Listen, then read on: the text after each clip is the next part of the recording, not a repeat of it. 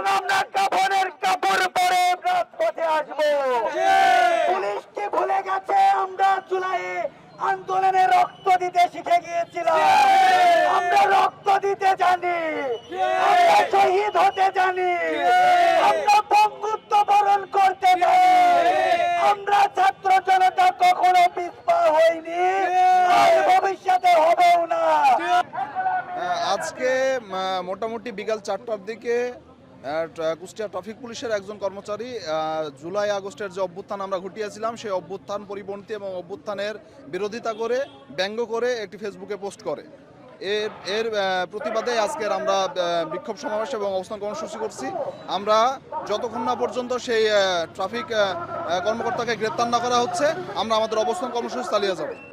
এরকম লেগছে যে জুলাই চুদি, যেটা আমরা আসলে আমাদের বলতেও আমাদের বিবেকে বাধে এবং এটা আমাদের জন্য অনেক কষ্টের একটা ব্যাপার। যে অভ্যুত্থানে আমরা 2000 শহীদ ভাইকে হারিয়েছি, প্রায় 30,000-এরও বেশি আমাদের ভাইরা পঙ্গুত্ব বরণ করেছে। সে এরকম একটা অভ্যুত্থানকে এবং একটা বিপ্লবকে তারা ব্যঙ্গ করছে। এই পুলিশের হাসিনার এই পোষা কুকুর যারা আছে পুলিশের কর্মকর্তা, তাদের বিরুদ্ধে আমাদের সংগ্রাম চলমান থাকবে ইনশাল্লাহ। আমরা তাকে চাকরি থেকে অব্যাহতি দিতে হবে এবং তাকে গ্রেপ্তার করতে হবে অনতিবিলম্বে। যতক্ষণ না আমরা 11টা পর্যন্ত আলটিমেটাম দিয়েছি, এর মধ্যে যদি গ্রেপ্তার না করে আমরা পরবর্তীতে আরো বড় কর্মসূচিতে যাব। আন্দোলনটা করতেছেন কোথায়? এটা কুষ্টিয়া পুলিশ লাইনের সামনে। যে কনস্টেবল এটা লিখেছে তিনি কোথায় পোস্টিং আছেন এবং কুষ্টিয়াতে কর্মরত।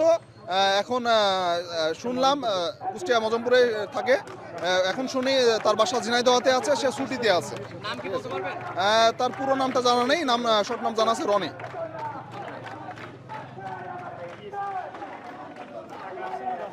এখানে আজকে বিকাল 4টার সময় কুষ্টিয়াতে ট্রাফিক ডিপার্টমেন্টে কর্মরত একজন পুলিশ, নাম হচ্ছে রনি, সে জুলাইকে নিয়ে একটা খারাপ মন্তব্য করেছে।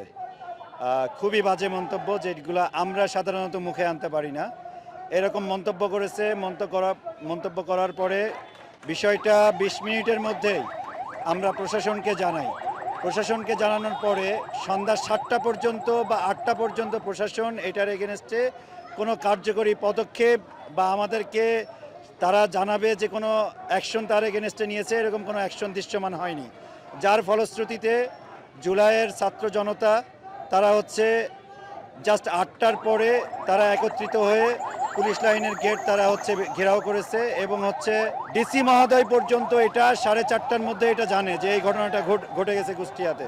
কিন্তু এখন পর্যন্ত কুষ্টিয়াতে দৃশ্যমান কিন্তু তার এগেনস্টে তাকে শাস্তি দেওয়া, অর্থাৎ তাকে গ্রেফতার করা, যেটা ডিপার্টমেন্টের যে প্রসেস আছে সেই প্রসেসে যে তারা আগাবে, তারা কিন্তু আমাদেরকে সেটা দেখাইতে পারেনি। আমাদের পদক্ষেপ তাকে শাস্তির আওতায় না আনা পর্যন্ত ছাত্র জনতা এখানে অবস্থান করবে।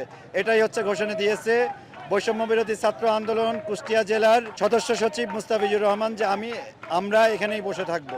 আস্তে আস্তে এটাকে আরো বড় করা হবে এবং পরবর্তীতে যদি এটা অবস্থা খারাপের দিকেই যায়, আমরা আগামীকাল টোটাল কুষ্টিয়া ব্লকের রেড ঘোষণা দিব। এই আপোষ না সংগ্রাম, সংগ্রাম সংগ্রাম দিয়েছি তো রক্ত, রক্তের বন্যায় দেশে চলে অন্যায়। এই আবু সাইদ মুক্ত, শেষ হয়নি যুদ্ধ।